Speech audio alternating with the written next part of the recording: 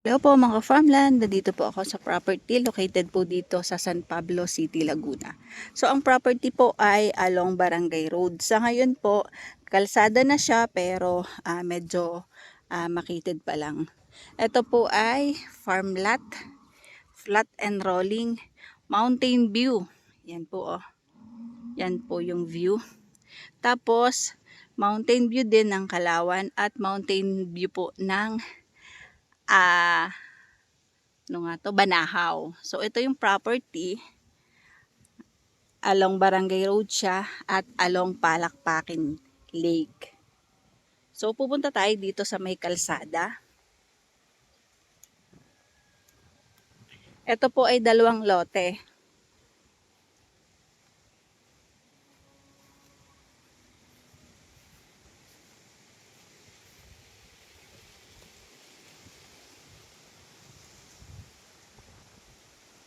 Ang isang lote po ay 20,680 or 2 hectares. So ang isa naman pong lote, yun po ay 15,000 square meter o 1.5 hectares. Yun po mismo yung kalapit ng lake. So dalawang property po ang ipinagbibili.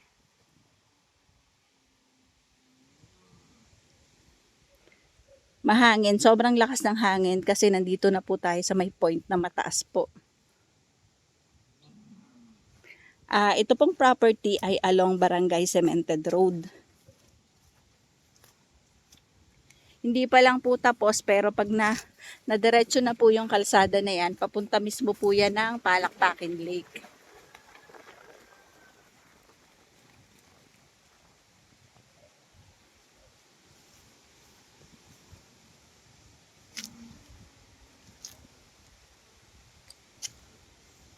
May mga niyog, lansones, mangga, rambutan. Meron din pong mga punong kahoy at mga kawayan. Yan yung portion na mataas. So pag nandun sa taas, kitang-kita po yung Palakpakin Lake, tsaka yung Mount Banahaw.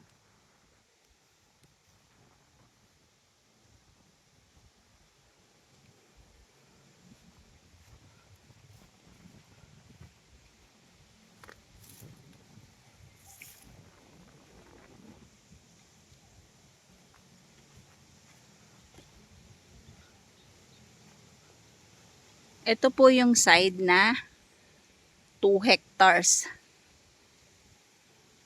Yung pong along Palakpakin Lake, yun po yung 1.5 hectares.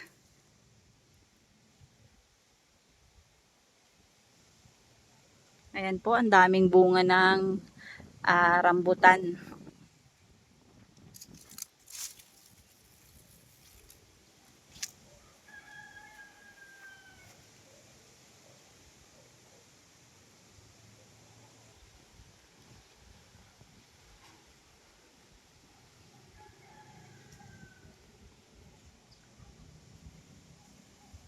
Yan yung rambutan, ang daming bunga.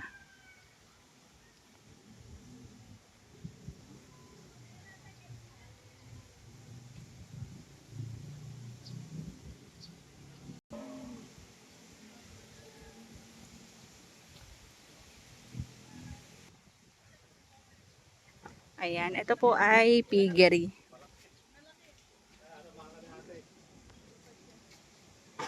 Ayan, ito po ay kasama pa po yan sa property. Meron po silang piggery dito. Kaya lang ate ha, akin lang po bibidyohan din.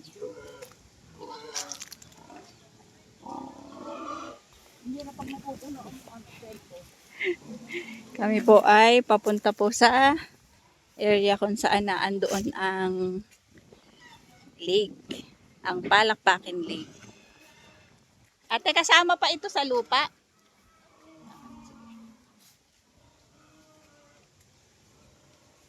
Ayan mga ka-farmland.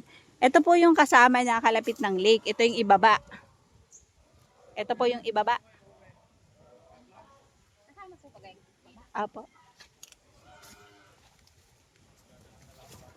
Sako pa ito ano ate?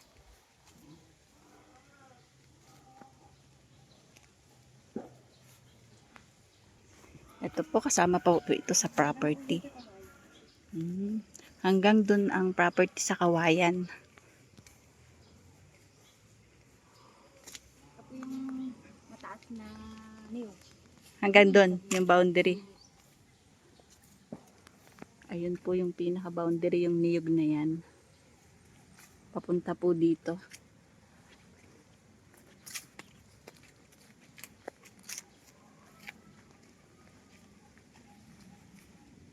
Ayan, ito po yung 1.5 hectares na kalapit po ng lake. Yan po yung boundary ng property, ang may nakabakod. Ayan. Ito ganun.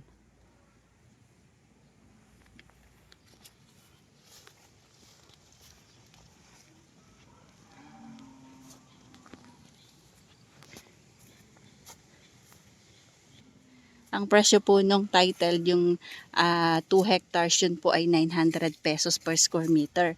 Tapos ito pong likod, itong ibaba, yung malapit sa lake ay 350 pesos per square meter. Hanggang saan? Ate, hanggang dito? Boundary. Ayan na po yung boundary ng property kasi yan, may barbed wire yan.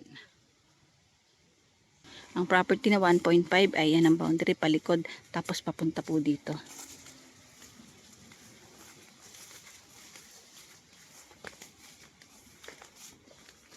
So, paibaba na kami. Papunta kami ng Palakpakin Lake. So, ayan. Ito po sa part na ito. Kasama pa po yan sa property. Ito pong nilalakaran kasama po sa 1.5 hectares.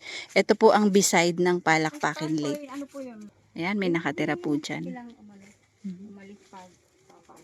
Ayan na po yung ibaba. Nandiyan po yung lake.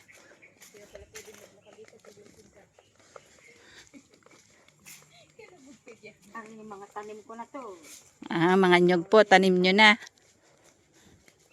May provided po na daan papunta sa lake. So, depende na lang po sa makakabili kung gusto niyang palakihin. Yung makapasok yung sasakyan, pwede naman po.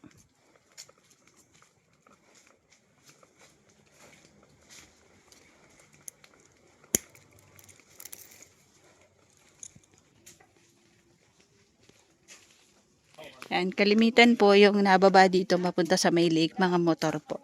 So, halimbawa po, dun sa makakabili at gusto pong mapakapasok yung sasakyan, pwede naman pong palakihin ng konti itong pinakagilid.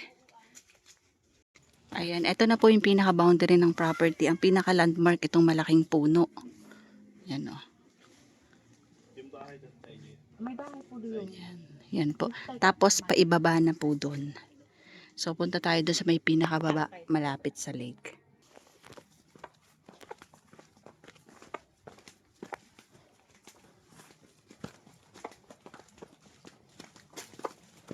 Hanggang doon po, wala.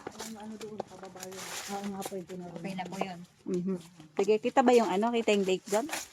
Saan kita, ate? Saan ako makakalapit? Sa lake? Sige. Ang laki ng aso dyan. Sige. Huwag dyan at baka tayo makapagpaturok pa.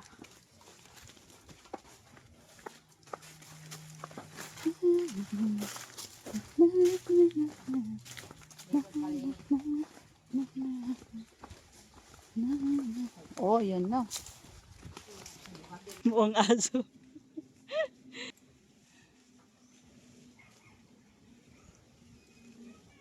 Ay, may aso. Ayan, kami po ay papunta sa lakeside. Ito po yung nakakasakop sa property na 15,000 square meter. Siya po ang nasa gilid ng lake. So, ayan po ang linya ng kuryente.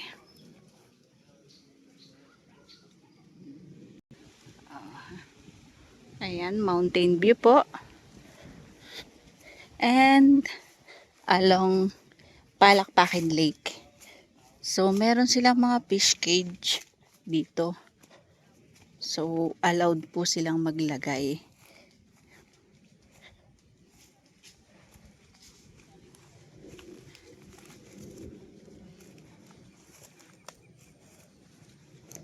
Dito lang tayo at Ay, ang dami pong isda, oh. Ayun, oh. May huli na yung ano ni kuya. Tabi-tabi po. May huli na yung kanyang panghuli.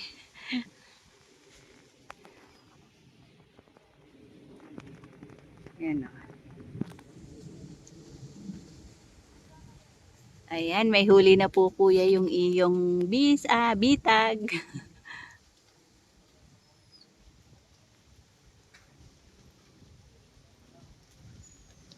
Ayan po. So, yan po yung bundok ng Kalawan. Ito po yung Palakpaking Lake. At andyan naman po yung Mount Banahaw. So, ito mga farmland yung property po na 1.5 hectares. Ito po ay tax declaration po. Pero ang presyo po niya ay 350 po per square meter. Yun po yung mismong katabi po ng lawa. Yun pong katabi naman ng barangay road doon, yun po ay titled property. Ang presyo po naman ay 900 pesos per square meter. Ayan na po, kami ay pabalik na dun sa taas. Tara na ate, at naulan na.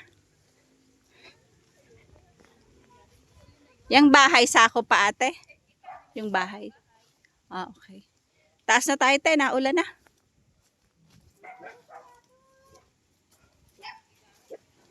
Ito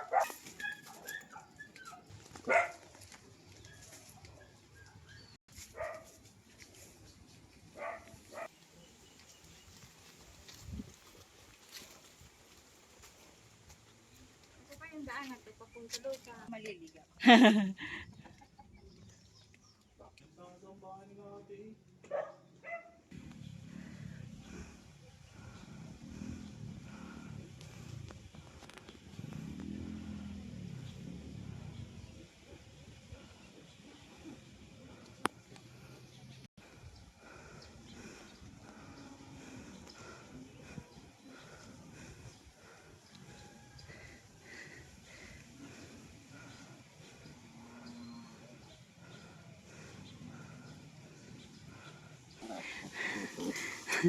Ayan, ito po ay kasama pa sa property. Kakatuwa naman yung mga biik dito. Pakawala lang sila. So ito po ay may source ng tubig. Ang dami pong mangga at rambutan.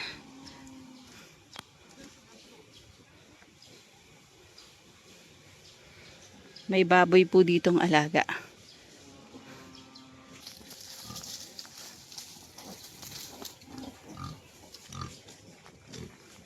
So papunta po ako dito kung saan makikita nyo yung mountain view. Doon sa tuktok. May puno po ng bulak.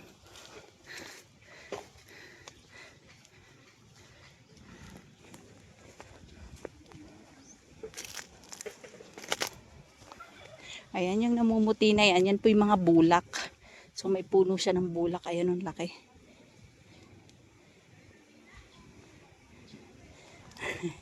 Medyo nakakapagod yung paakyat galing sa lake.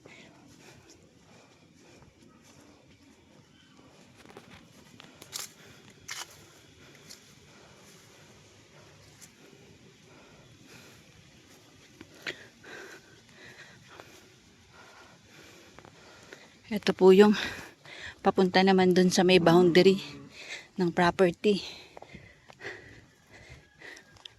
Pagpasensyahan nyo na po. Hinapo ako gawa ng nagpunta ako sa may lakeside.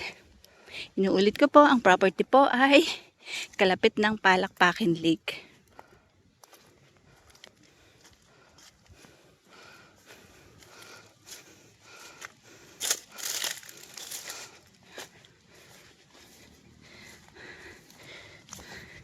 Shout out po sa lahat po ng viewers, followers at subscribers po ni Ka Farmland TV.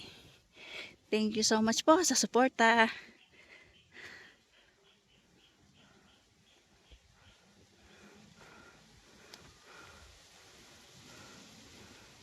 Ayan. Mga ka-farmland, hindi niyo na po makikita ang ang Banahaw sa area na yan kasi uulan na. Ito po, may puno po ng talang or ng kamagong. Sa ibang lugar po, mabolo ang tawag.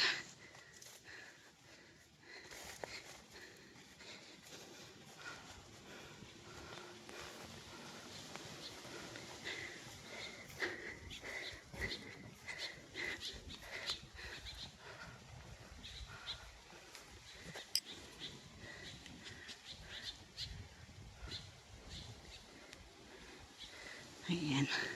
Ang ganda po ng farm na ito. Mountain view ang Bundok Banahaw. Mountain view po ang Kalawan. Tsaka po overlooking po ang Palakpakin Lake. So ayan po ang view dito sa taas nitong property. Ito po ay rolling lang.